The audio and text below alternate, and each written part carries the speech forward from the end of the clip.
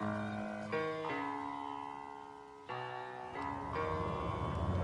the right club. Be the right club today. Yes! Johnny, that's better than most. How about in? That is better than most. Better than most!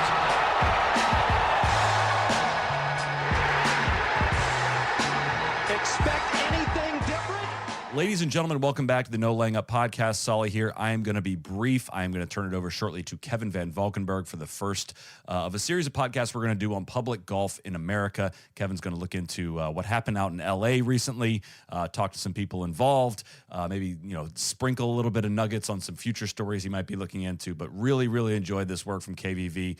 We'll greatly appreciate everybody's feedback on this one. But without any further delay, here's Kevin. Is there any feeling in golf as perfect as snagging an early morning tee time at your local muni with 3 of your friends on a weekend? There might be a hint of dew on the ground. There might be a couple beers in your bag. You almost certainly will change your shoes in the parking lot. But nothing feels as peaceful or as exciting as putting a tee in the ground and seeing open holes in front of you. It is the nirvana of public golf, a true state of enlightenment. How would you feel if someone stole that from you? Or, more specifically, if they blocked your access to it without any explanation? You'd probably be livid and obsessed with getting some answers. Well, that's exactly what happened in Los Angeles during the last 2 years. And that story is something we're about to explore in this, the latest edition of NLU Special Projects.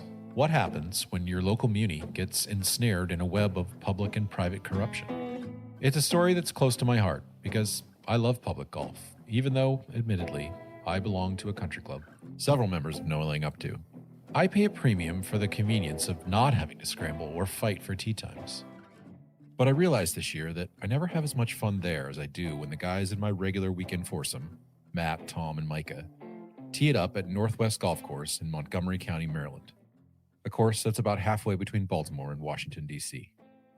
No matter where you live, I suspect you have a course like Northwest, a place that, as my friends and I like to say, punches above its weight.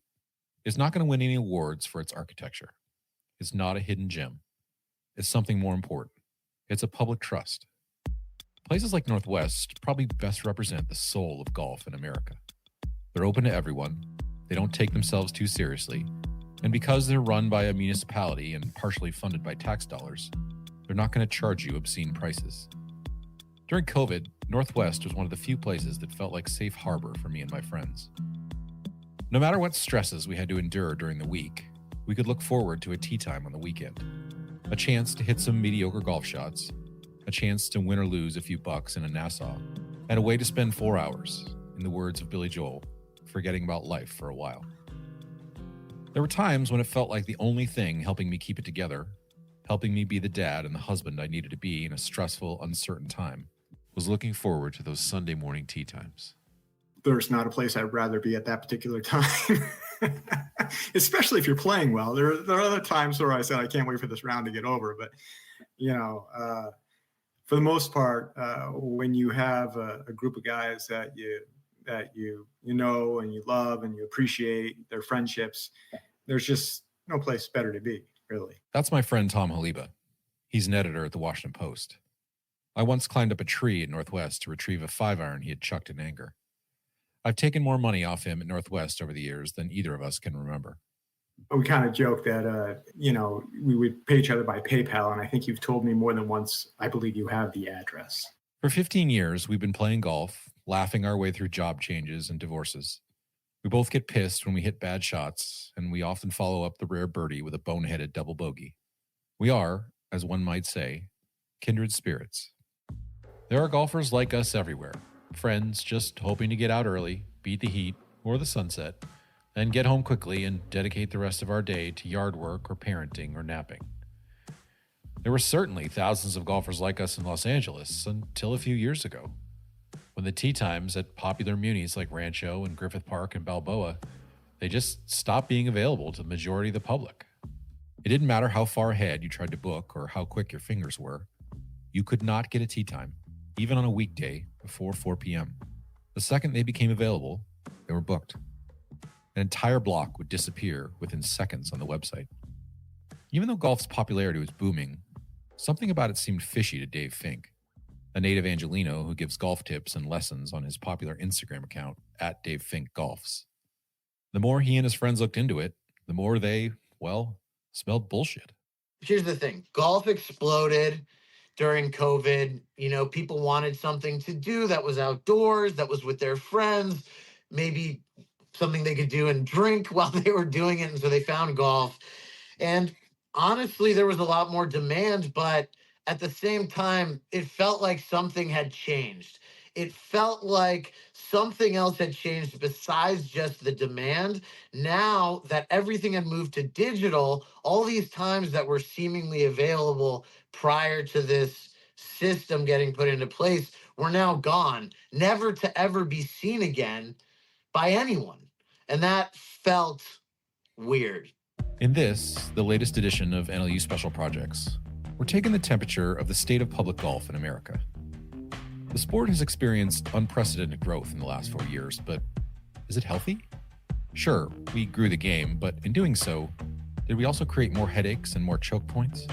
What, if anything, can we do about 5.5-hour rounds? And why do I have to ride in a golf cart even when I want to walk? We'll try to unpack many of those questions in this series, and we welcome your ideas and input. But for our first installment, we wanted to take a look at the one piece of public golf that is arguably its most universal element. The one thing we all have to think about every time we head to the course.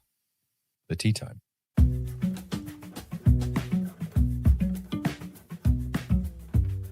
Why, in some cities, has it become so frustrating to secure a tee time? Is it because golf is so popular? Or is it because mysterious forces are putting a thumb on the scale behind the scenes? What happened in Los Angeles was unusual, but there's a good chance it isn't singular. It might even be a warning to the rest of the country. We'll explain why after a word from our sponsors.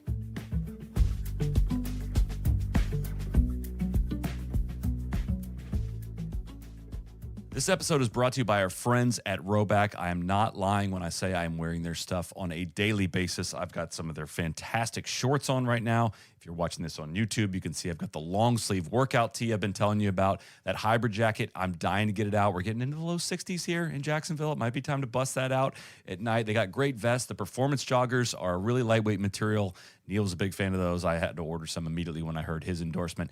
You already know about the hoodies. You already know about the performance tees. The quarter zips are fantastic. They got great polos. The multi-print polos and shorts are perfect, for some fall golf if you live in a warm climate. They got so many styles to choose from. The crew necks are fantastic. They're great for casual dinner or just wearing around the house as well. They got officially licensed college gear, which is great, obviously, for the college football season. Time to go to Rhoback.com and load up on some Rhoback for yourself or for others. Code NLU at Rhoback.com gets you a generous 20% off your first order through the end of this week. That's RHOBACK.com. 20% off bottoms, Q-zips, hoodies, and more with code NLU. Fall is not the same without Rhoback. Back to Kevin Van Valkenburg. To really wrap your brain around this tale, we need to begin with a short history lesson about a handful of Los Angeles munis, 3 in particular: Rancho Park, Harding, and Wilson. If you've never been to LA, there's a good chance you've seen Wilson. The reason? It's the place where Tiger filmed arguably his most famous Nike commercial, the one where he's bouncing the ball on his wedge for 30 seconds before launching it towards the horizon.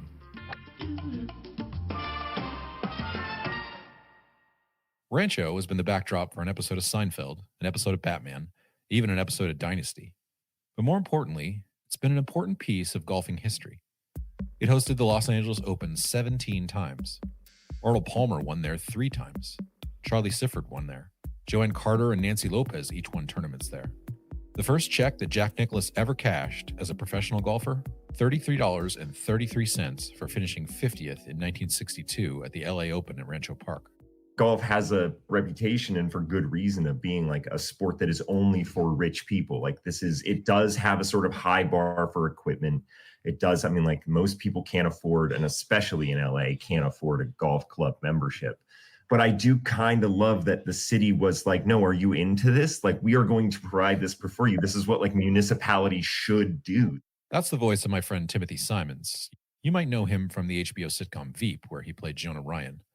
Tim is a golf sicko, and for years, he's played most of his golf at LA Munis. I know what you're thinking. Doesn't being part of an Emmy-winning show pay well enough that everyone can afford a membership at Riviera or Wilshire or Bel Air? Spoiler alert, it does not. And that's what makes LA Munis great.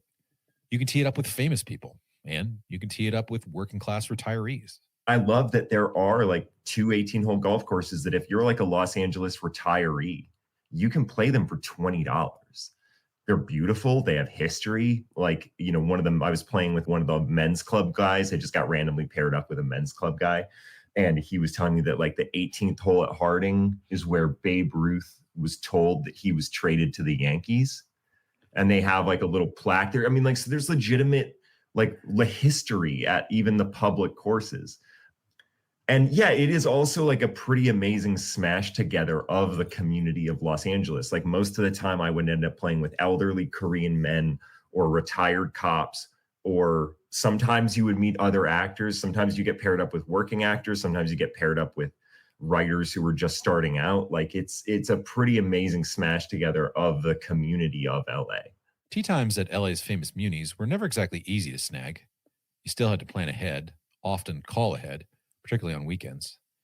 There were subtle ways you could game the system, but it rarely felt egregious. Some level of minor corruption in our society has always been more or less shrugged at. It's a bit like slipping a 20 to the maitre d' at Dantana's, asking if there's any chance you could land a table tonight. That stuff might be frowned upon, but not really. I know because I talked to someone happy to admit it. My introduction to bribing pro shop people was as the receiver of the bribes originally. The voice you just heard belongs to Los Angeles resident Tim Owen. Tim grew up about a mile from Tiger Woods' childhood home. He's been playing the game his entire life. In college, Tim used to work at a golf course in Long Beach, Recreation Park, one of the oldest munis in Southern California.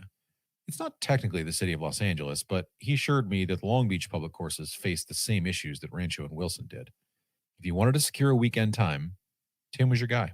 So there was a big skins game of mostly like former baseball players. So some guys who had played in the minor leagues, some guys who had played at Cal State Long Beach, good baseball program.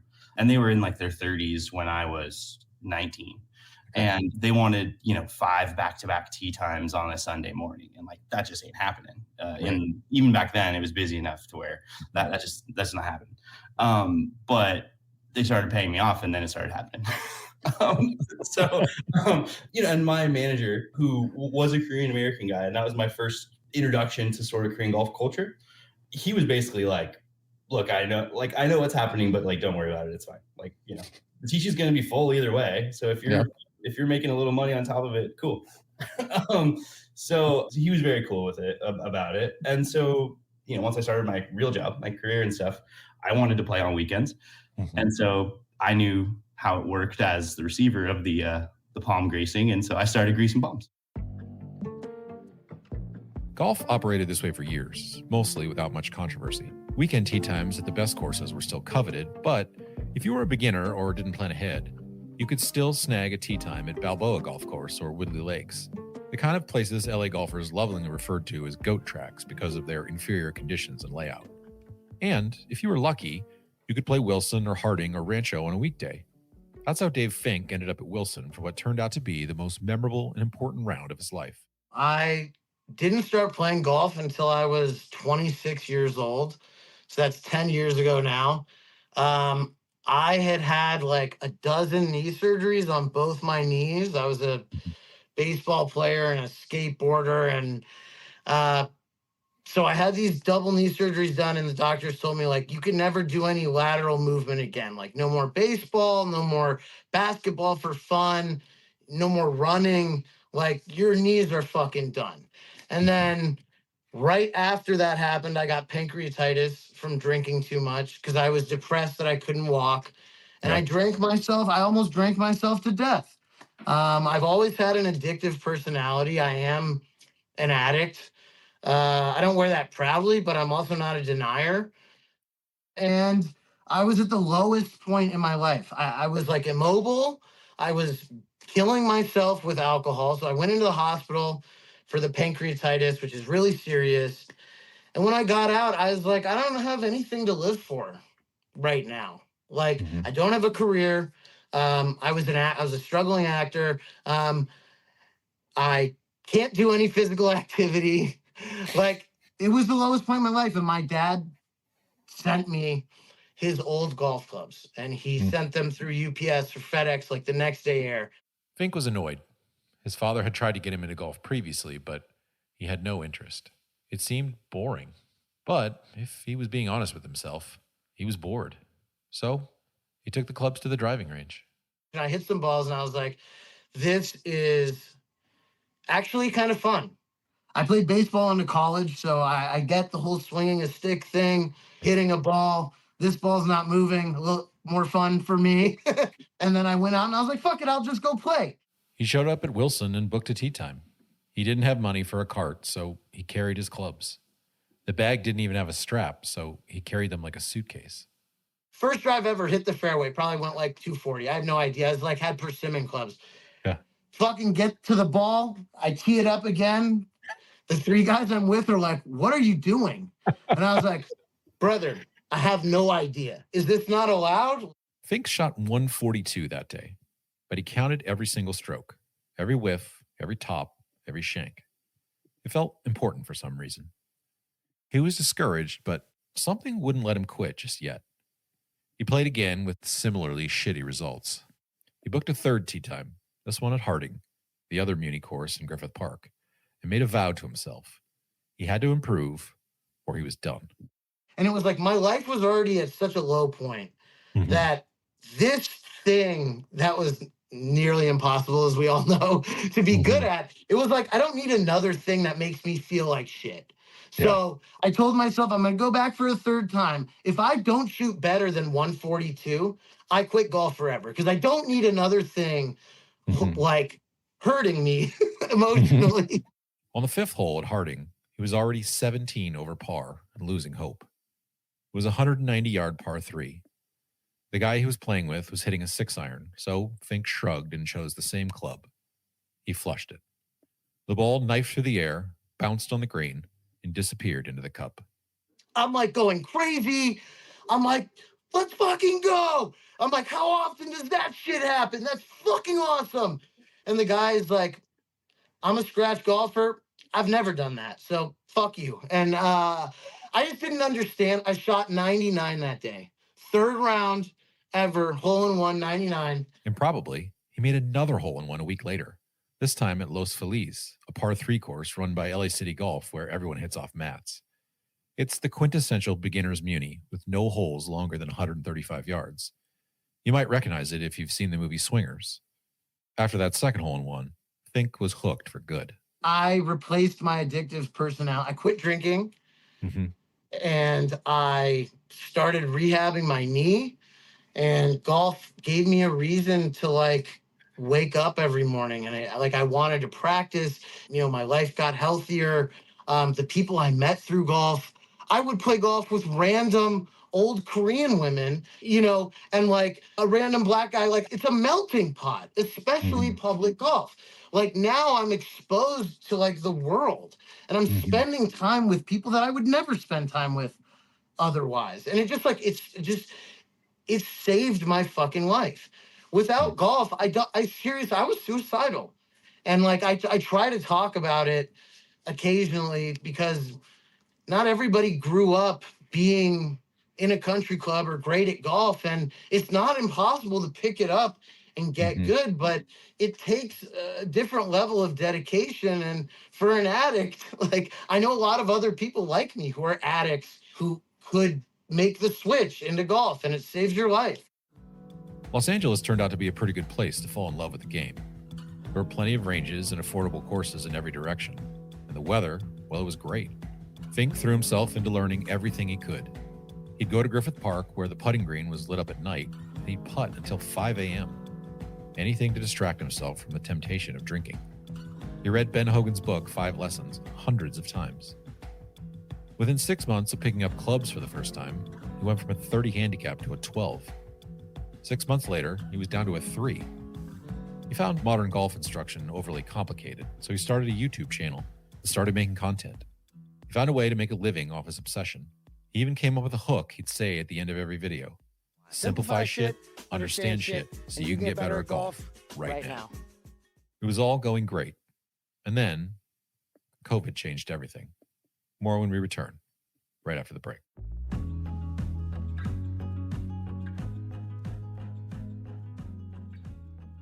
Hopefully you got a chance to listen to our interview with Dr. Sasha McKenzie from the Stack System. You guys have heard my endorsement for the Stack System. My club head speed has gone up, by my measurement, by 10 miles an hour. I don't even believe myself when I say that, but I've stuck to the routine. I have done exactly what the app has asked me to do. It's just not intimidating. It's very simple. It tells you how many swings to make, how long to rest, what weights to put on the stack. Just do that and you will gain speed. I promise you.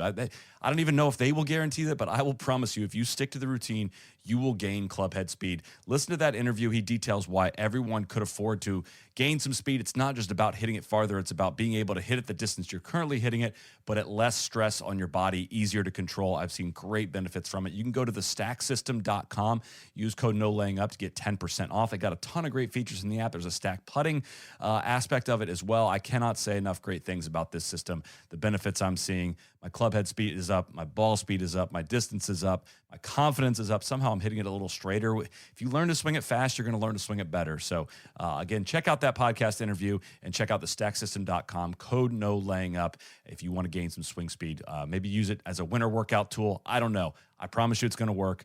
Thestacksystem.com, code NOLAYINGUP. Back to KVV. The city of Los Angeles, because it was following the advice of public health officials, was trying to cut down on person-to-person contact during the pandemic. Golf was seen as a safe way for people to spend time together, but the city had an obligation to protect its employees, so they changed their booking policy. Going forward, golfers could only book tee times digitally. They could not call the course or show up and talk to a starter. If you couldn't book online, well, you were mostly out of luck. There wasn't much, if any, pushback at the time. People understood the logic. Besides, in order to book a tee time, you needed a Los Angeles resident card, which cost $30 to acquire. That gave you a number, and with that number, you could book tee times online. The regulars who'd been playing LA City courses for years, they welcomed it. You're about to hear from one of them. John, who works in tech, asked that I only use his first name for reasons that will become apparent in a few minutes. I actually started playing at a lot of these courses, Rancho, the Wilson Harding courses in Griffith in high school, because I was on the high school team out here in LA. And so I've been playing these courses forever, never had an issue getting on these courses. Moved back to Los Angeles when my wife was pregnant with our first child. And so I didn't play much through the beginning of the pandemic. I think I started playing again around June of 2020. And when we first started kind of booking tee times as a group, we really didn't have that much trouble. I mean, Rancho's always been kind of the course of choice for Southern California golfers, public golfers. But we could book Rancho every once in a while. We got Wilson Harding pretty regularly. It was busy, a 6-hour round on a Saturday morning, but like we got tee times. And then somewhere around, 5-6 months in, we just stopped getting tee times at Rancho and kind of explained the booking experience. And then we focused more on Wilson Harding. That kind of went away, and then we were scrambling. The tee times were just gone the second they became available. It didn't matter if you logged in at 5 a.m., 7 days in advance. You couldn't get through the system to grab a morning tee time. A lot of golfers, including John and his friends, suspected something was amiss behind the scenes, but they couldn't prove it. Complaints went unanswered. John began to wonder if he and his friends could find their own workaround. So what steps did you guys take to try to sort of figure out a way to game the process like everyone else appeared to be? So we did a bunch of things, maybe some less savory than others. Like a lot of us are in tech. One of my buddies is an investor, another one's an operator. I've run a bunch of tech teams. So my first thought was like, someone's built a bot. So like, let's build a bot. Let's do that ourselves and see what we can do. And we had a friend who's an engineer who tried to help us build this. And like the bot was effectively like an auto clicker. So it looked at the system and it figured out what data needed to be submitted and how, and it would effectively run through the process before the web page even loaded. So it's faster than you and I could ever be. And it still wasn't working. Like it would still error, it would still pinwheel, it would still lose the tee times. So like, it just didn't make sense. So something about the whole story that like, there's a bot, some guy built a bot. Like, I think that's bogus. I don't really believe that to be true. There was widespread speculation that brokers would have blame. Every time John would show up at Rancho, which was 5 minutes from his house, see if there were any cancellations, he'd see the same 3 guys just hanging out, loitering around the clubhouse, but never playing. John didn't really have the time or the energy to turn into an investigative reporter and try to get to the bottom of things. But Dave Fink did. And when the seasons changed, he grew even more determined. a lot of people who play golf in California stop playing as much because they get off work at that time. Now it's dark, they can't go play. So it's a fact that there's less play in the winter months. And when those months came around, now it was like, not only can we not get a morning time, we just can't play golf at all because the only tee times that were available now were 3:30, 3:45. I mean, what are you going to play 2 holes? Like, and this was not just at Rancho and Wilson. This was at Hanson Dam, Harding, Woodley Lakes, Encino, Balboa, every single course in LA. All of these courses were no tee times available until 3:45. And so honestly, myself and dozens of my friends in Southern California that are year-round, dedicated golf addicts, we're like, this is insane. We're not members at country clubs. We can't afford it. We understand LA is a big city. I understand there's a lot of people here, but we realized that something was going on that wasn't right. And so we contact the city and they basically tell us, fuck off, everything's fine. Golf is popular, like tough shit. And so I accepted that, and we all did for a long time. But eventually, when there's no tee times available, not even at the worst course in Los Angeles, now we're like, something is going on, and we're going to get to the bottom of it. There is a delicate cultural and racial element to this story that we haven't discussed yet. But for LA golfers, it became the elephant in the room. Virtually all the golfers who showed up to play in those tee times at Rancho, Wilson, and Harding, the ones that no one could figure out how to get, they were Korean American. Korean golfers have always been a fixture of the LA City golf scene, dating back to when Seri Pak won 2 LPGA majors in 1998. Anthony Kim's ascendance was a catalyst for a younger generation. Koreans in Southern California just loved golf. There were always rumors that Korean brokers could find ways to secure blocks of tee times. This, however, felt different. Tim Owen was, on some level, impressed at how well they had figured out how to game the system. It was, if nothing else, the American way, taking care of your people while making a little profit. LA is famous, at least I perceive it that way, for having like pockets of first generation communities that have an area where they're sort of the predominant population. Like I think of like the Persians in Westwood and the Armenians in Glendale and like the Vietnamese in Fountain Valley and so on. So like, I think all 3 of those, I think, are the largest communities of those people outside of their home countries. So there's kind of a thing there where it's like, there are industries or parts of town that are predominantly run by or like participated in by certain communities. And golf is very much that way with the Koreans. So I don't think it shocked anybody that the apps and stuff that they had figured out a way, because they love golf and they're just, they were fixtures on the golf scene in LA for decades. And everyone and I don't want this to seem like I'm criticizing the Koreans. I don't blame them at all. We were all frustrated, and they're the ones who figured out a way to get tee times. So, I wish I would have thought of it. Meanwhile, Fink and his friends started asking questions in the Korean markets in Los Angeles. They even started asking friends to sort through the classifieds of Korean language newspapers. It went nowhere. Eventually, one of Fink's friends decided to camp out on a park bench near the first tee at Rancho for an entire day, with the goal to politely ask every single group that came through, "Hey, can you help me understand how you got this tee time here?" It took hours, and he got dozens of rejections. But eventually, one friendly Korean woman pulled out her phone and opened up an app. It was called KakaoTalk, a messaging app similar to WhatsApp or WeChat, except on Kakao, you can also make payments, hail taxis, go shopping, schedule meetups with friends, and even enter chat rooms dedicated to numerous topics. Finally, a woman told us, I got this tee time from my Kakao app. And she pulled her phone out and showed us the app and like what it was called. And that was the first step. And then her group came over and was like, what are you doing? What are you doing? You don't talk about Fight Club. What the fuck? And she was like, oh, sorry, I didn't, my bad. But that was enough to, we're like, okay, what the fuck is a Kakao app? The woman's friends quickly whisked her away, but not before she showed them what was on her screen. All of the times that we had complained about being where are they? They were all there on a private server. You could select any time you wanted at any one of these courses on the weekend, weekdays. It didn't matter. You want 3, 4 groups? No problem. They have all the times from basically 7 a.m. to 3 p.m. at any course. Of course, you couldn't just download the app and start booking tee times. You needed to speak Korean to navigate it. Fink and his friends didn't speak Korean, but that didn't stop him from continuing to dig in. We had a Korean friend who spoke Korean, did not play golf, and we had him make an account on this app and get in. He contacted the guy. The guy said that back and forth in Korean, and then eventually he said, "Hey, I trust you. I can tell that you actually speak Korean. We can switch to English." And he said, "This is how it works. Here's all the tee times. I'm going to send you a picture of the next 3 weeks. You just select the time. Here's my Venmo handle. Here's my phone number. So you can put in the last 4 digits. Once you select the time, you just Venmo me, and then I'll put the time in your name." On one level, Fink felt vindicated.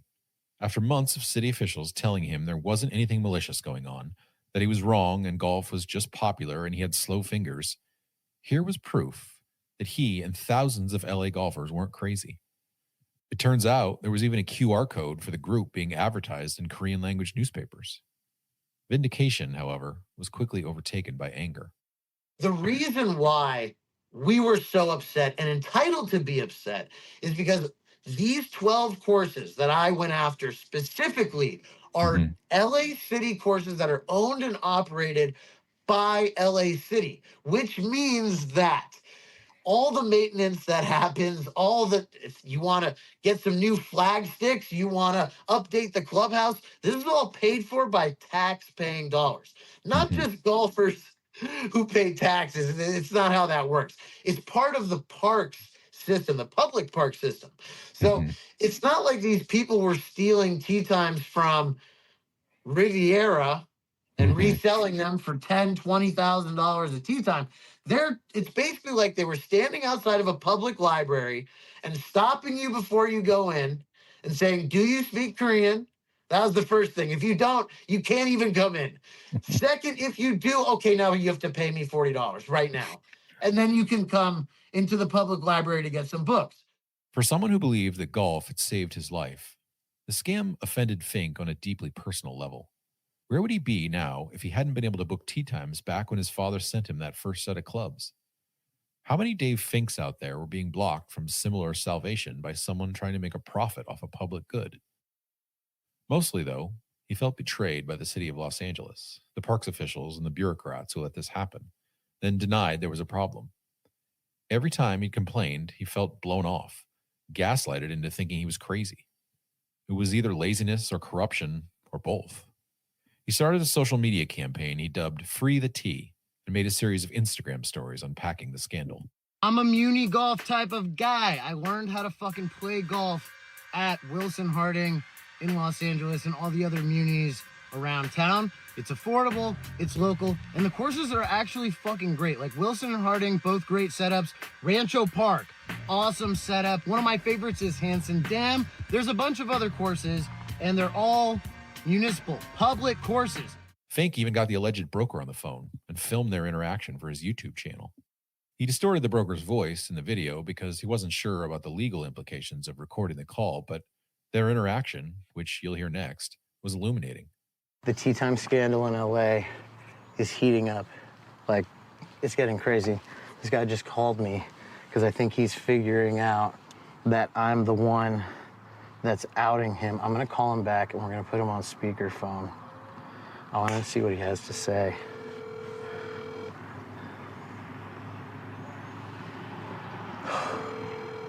If anything happens to me that looked like an accident. Hey, how you doing?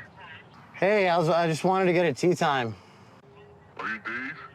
Yeah, I just wanted to get a tee time. Are you Dave? Who are you? What's your name? My name is Oh, man. Can I get a tee time at Rancho for 9 a.m. on Saturday? Hey, are you David? Are you working with the David or something? No, I'm just wondering if I could get a tee time for Rancho this Saturday at 9 a.m. Yo, aren't you working with the Dave Fink? Do you know How to get me a tea time though? You called me. you texted me earlier? Yeah. Did I was just asking about tea times. Thank you very much. You're a sweet and I'm very famous now. You're very famous now. No, why? Is that because you're stealing tea times and reselling them to people? I only charge for maybe $7 per person. $7 per person. That's it? Right. That's it. Cheap. That's Cheap, but you're stealing the times and then you're making it impossible for other people to book times. Do you think that's okay? I don't know. I appreciate you guys' help. I get a lot of phone calls. I get more clients somehow. You get more clients somehow? Oh, so you think this is a joke? You think this is all for fun? Hey, we don't appreciate it, man. So I wish you all the best, but you just got caught on candid camera confessing to the whole thing. And did you know that it's federally illegal to do what you're doing? And you just admitted to it on camera. Oh my God, now you're really gonna be famous, dude. Holy shit. Eventually, the Los Angeles Times got wind of the controversy, and 2 staffers wrote a story about it. They even talked to the broker, Ted Kim, that Fink named in his videos as the culprit. Kim admitted to the reporters that he'd been selling tea times, but he claimed he was just doing it to help out senior golfers. Sure, he'd been profiting from it, a few $1,000s a month, but he insisted he wasn't using bots. He claimed he was manually inputting their player card numbers. It's not like I'm taking advantage of technology, Kim told the Times. I'm booking myself. I'm not doing anything illegal. LA's Korean language newspaper, Korea Today, wrote a follow-up to the Times story and found 10 brokers in a Korean chat room who were selling tea times at local munis. When the reporter tried to ask follow-up questions, they were immediately kicked out of the chat room. Plenty of people, particularly online in forums like Reddit, were quick to paint Korean golfers as the villains in this story. But as with most controversies, there's far more gray there than black and white. Sean Yu is a Korean American who works as a podcast producer in Los Angeles. He started playing golf during the pandemic and quickly fell in love. I found out quick how tough it is to book a tee time, and so I was playing a lot of twilight rounds. And as I, got deeper into the world of golf and met more people and made more connections, it's all about like, hey, who has this time? Can someone book Wilson Harding at 8 a.m., this and that? And, I came across a buddy who he basically was like, I have a guy who has a guy, and this guy books out tee times for everyone in Los Angeles. And he was a Korean American, and he basically said it's caters to a lot of Koreans in the community. Yu's friends showed him the tee times available on Kakao and how to book them. Yu's father had been an avid golfer when he was young, but he died before the two of them ever had a chance to share the game together. So playing with older Korean Americans felt like a way to connect with him. So for me, seeing it from that lens, I was like, wow, this is great. He's like kind of helping out middle-class Koreans who, a lot of these Koreans, immigrant families working really hard. This is genuinely their only kind of outlet, especially in the community. There's not much that Koreans do outside of golf and hanging out with their friends or going to church. And so for me, the lens I looked at it was like, whoa, this is cool. I told a couple of my white friends and they were like, whoa, how do we get in? Is there any way we can take advantage of it? And for the record, I maybe only took advantage of this service 2 or 3 times.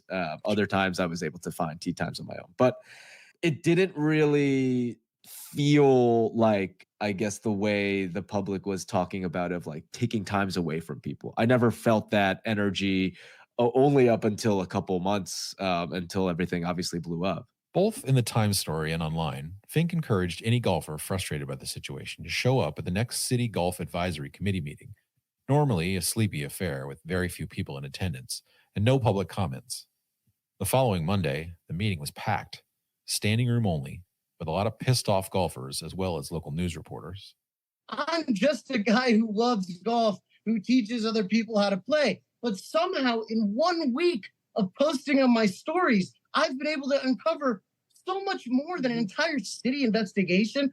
So it's a little concerning to the people, but we've done the hard part, which is getting on the news. And I thank you so much for giving people like us a voice, normal 9-to-5 workers who are just trying to enjoy a public work with our kids, our family, our friends. We all pay for this with our tax dollars. Even if you don't play golf, you're paying for this. So let's keep it free to everyone. Yeah. And full disclosure, I mean, for viewers who have been watching me for years, they know that I do golf at these courses. And in fact, my husband and I haven't golfed in a long time because we can't get a tee time.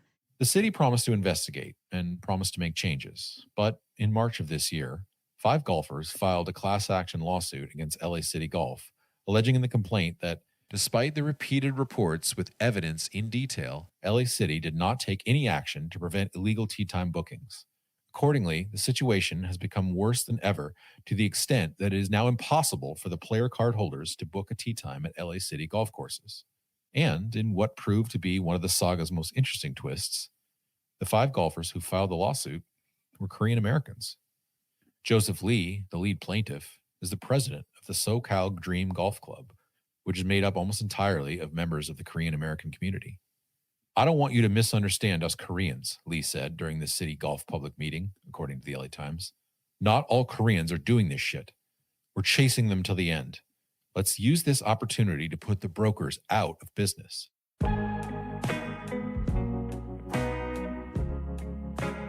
In response to the lawsuit, the city did make some changes. They booted hundreds of suspicious accounts from the computer system and began charging a non-refundable $10 booking fee to reserve tee times. But how the tee times were acquired by brokers is still a mystery. That's sort of like the very final piece of the puzzle was how were you getting all these times early? There's a couple of different possibilities. So when this website was built, the LA City website, it was really created by like 1 or 2 guys who just kind of like did the coding. And those guys easily could have just input a way into the system to pre-siphon off all these tee times and then only release a certain amount onto the general system. And then, so you actually pay the guy who coded the website to do this. And either it's you give him a cut of whatever you're making, or up front, you're just like, I'll give you $100,000 to write this into the code that like these times just go to me. The other possibility is that starters were doing it themselves. They were siphoning off the times before they hit the public, and then they were selling it themselves. This option, second option, a little more believable at this point in like everyone's investigation, just because we figured out that before all of this happened, if you were a starter, you could just log in on any computer at any course, and you didn't even really have your own user ID. Like you could just kind of like press enter and the system would open and you could like do shit and like move times around, probably a mixture of both. But there's this huge investigation into LA City right now, and it's become legal because they're being sued now. So we're only going to find out about this like last piece of the puzzle once that court case goes to court and is like figured out, because LA City, the second they got sued, they went quiet and they won't release any statements to the public. Not everyone is a fan of the way that Fink has gone about publicizing the problem. Yu acknowledges that the brokers needed to be reined in, but he was a little annoyed when he saw Fink selling Free the Tea shirts as part of the campaign to force the city to take action. It felt very, election-y, politically charged statement. And, when you start putting that on a t-shirt and hats and you start at the end of your video, hey, make sure you check the link in bio. It's like, well, what are you actually doing this for? Maybe originally you had some journalistic integrity, but as you got viral and as you got a little more publicity, you started turning this into your own personal brand and your own marketing, all for the sake of villainizing a community who was just, trying to play golf like anyone else. And ultimately, like, I think his original intent was pure and came from a place of wanting to do good. And I think those things kind of snowball. And I might not have been a better man in that situation as well if I'm getting all these extra views and eyes. being like, what person wouldn't be like, well, how do I turn this into some extra cash? And so I don't put a lot of blame on him, but I do think in the moment, looking back on it, there are better ways he could have gone about it. Fink is aware that he can come across as bombastic, that he's not for everyone. But he wanted to make it clear during our interview that one of the main things he loves about public golf is its diversity, and the way it allows people from all races and all walks of life to connect and find community. He truly believes that golf saved him, so you can forgive him if this whole thing feels personal. And that's why I got so emotionally upset about it, because you can't take that from other people. Because if this had been going on when I started, I never would be where I am today, because I wouldn't have been playing. I would have gone, oh, there's no tee times. No, this seems too complicated. Fuck this. Hoarding tee times and reselling them for a profit felt different to Fink than, say, restaurant reservations or sneakers. A dinner at a Wolfgang Puck restaurant or a new pair of fucking Nike Air Jordan Limited Max, it's not going to save your life, dude. You know? And so, like, I'm sorry, but golf, for me, it is life or death. This is not just some bullshit hobby like a dopamine rush. It's like, this is important. It's important. 6 months after the scandal broke and changes were promised, have things gotten better? A little, but it also depends on who you ask.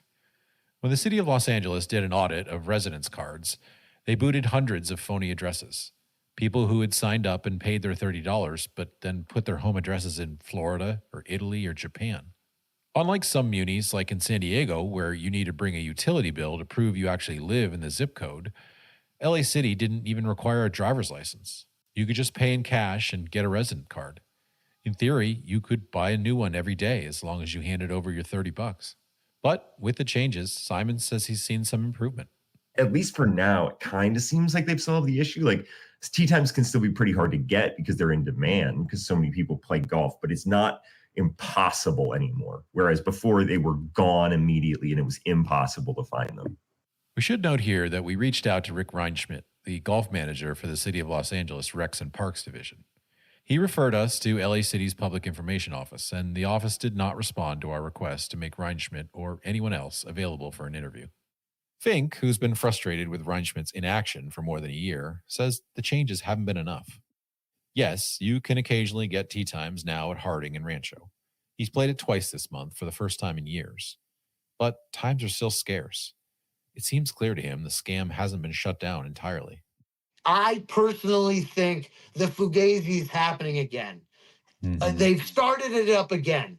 They think it's quieter. They think people think this is fixed. And they're like, let's just start with these two courses and not touch the other ones for now. But I am directly working with the LA City Golf Advisory Committee, and we are investigating that, me and them and a bunch of other people. And so we're on it, and we're like, this isn't over, and I'm never going to stop because I started this, and I'm going to sure as fuck finish it because this isn't a fad, and it wasn't for me to get followers, and I don't give a shit about this, influencer bullshit. I just want to help people in golf with tips or whatever I can do. When I started talking to people for this story in early September, I thought it might be a broad look at how frustrating it can be to snag a weekend tee time at a public course all over America, and how common it is for golfers to feel like there are shadowy forces behind the scenes rigging the system. I talked to people in Austin and Chicago and St. Louis and Brooklyn, and we'll tell some of those stories as the series evolves. But the story of what happened in Los Angeles seemed like an important place to start, because ultimately, it's a story of how people can make a difference if they refuse to go away, if they refuse to be quiet when something feels amiss. Some version of what happened in Los Angeles is almost certainly happening right now in New York at the state park system. Tee times at the famous Black Course, host to 2 U.S. Opens and a PGA Championship, disappear instantly the second they become available, without explanation. They aren't much easier to get at the red, green, and blue courses either. No one is sure whether bots or brokers are to blame, just that tax-paying golfers are clearly getting squeezed. Eric Benyak, a Brooklyn resident who plays all his golf at the state park courses, has made it his personal crusade to get to the bottom of what's going on. He's filed Freedom of Information Act requests, he's written to the state's attorney general multiple times, and so far, he's gotten no answers. It's clear there is something going on. And now, you can make the argument golf is bigger than it's ever been. There's more people trying for these tee times than ever before. I understand that. But when you're seeing 436 on Wednesday, September 4th, be booked 7 days in advance, you have to wonder what's going on with these systems, right? Anecdotally, there's been companies that have been flagged that are booking tee times for people, reselling them in the black market. I've played with plenty of people there who fully admit to botting the system, whether it's botting it upon release or botting cancellations that drop. We'll tell Eric's story in a future episode. And we'll also tell some uplifting stories too. There's a lot of good being done in the public golf space. There are cool courses making magic on shoestring budgets and passionate communities finding ways to beat the bots and welcome women and juniors into the game. If you think your public golf course has a great story that deserves widespread attention, reach out. Tell us your story. In the meantime, we know there are twists and turns still to come in the LA City golf scandal. We'll share them as we learn more. There is hope that the lawsuit will bring more information to light in the coming months. And hopefully, it will serve as a warning. The people trying to turn public golf into their own cash machine or private fiefdom, they're not just stealing. They're messing with a bond that ought to be sacred. The idea that public golf should be open to everyone. What these brokers, bureaucrats, politicians, and hustlers are doing isn't just illegal. It's immoral. It's time to fight back, collectively.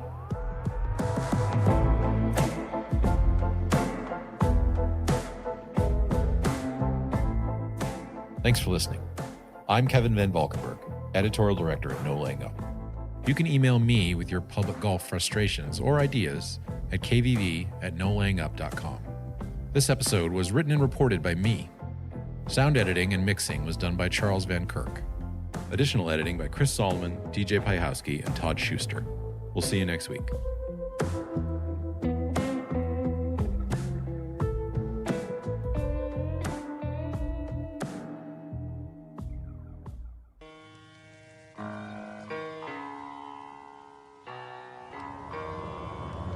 Be the right club. Be the right club today.